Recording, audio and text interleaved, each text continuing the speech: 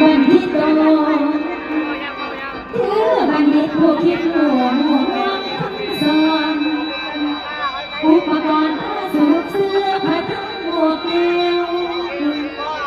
การควงต้องมีให้ดีดีได้ประโยชน์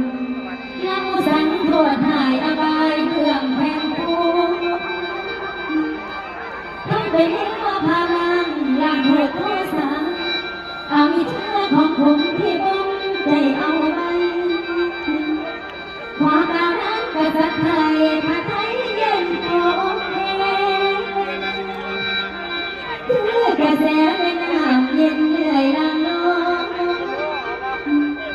พอท่านนี้แล้วพองพิพาทประการใดประทับในห้องหอลากันให้ดินแก้ว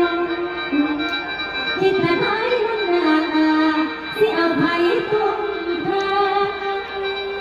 ความผิดแก่ทางเหตุเป็นสาวน้องเหตุเป็นผู้บัดนี้ขอกำเลี้ยวที่หน้า